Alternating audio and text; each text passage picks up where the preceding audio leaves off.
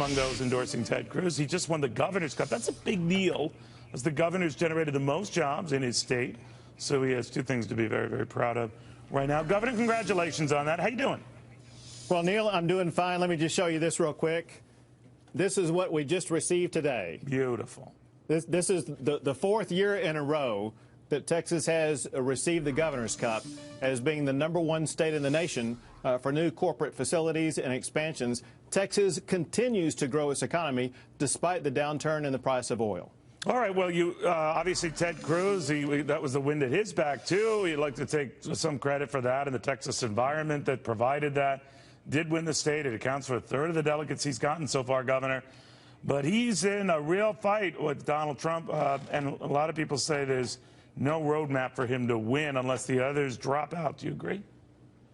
Well, I think you kind of articulated the roadmap, and that is, as he has shown over the past few elections, whether it be yesterday or Saturday or before then, Ted Cruz is picking up momentum.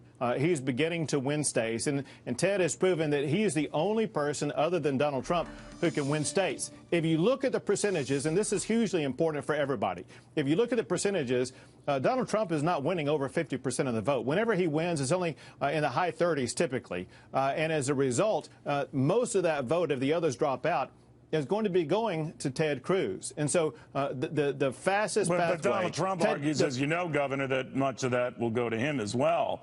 And that, it wasn't that long ago that the establishment wasn't too keen on Ted Cruz. In fact, I think it was Bob Dole who said, I dislike Ted Cruz more than I dislike Trump. Neil, I can show you the math of it, and that is, look at what happened when people like Ben Carson and others dropped out. It's been Ted Cruz who's been elevating. Donald Trump has stayed flat after everybody else has dropped out. With each person who drops out, Ted Cruz rises more and more. The same thing is going to happen if and when Marco Rubio drops out, if and when Kasich drops out.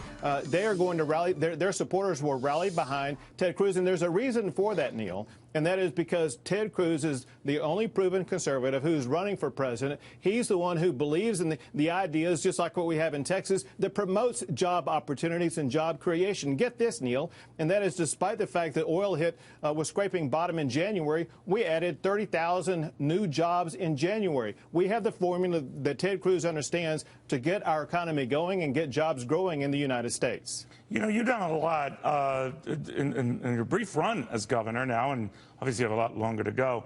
But what do you do, Governor, just curious, when a staff member seizes on that and takes credit for your success?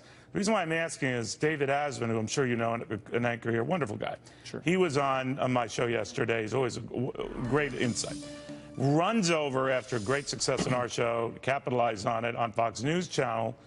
And I'm wondering what you do when staff members try to glom off your success, a.k.a. like David Asman, and never thank you for providing that opportunity. What would you do?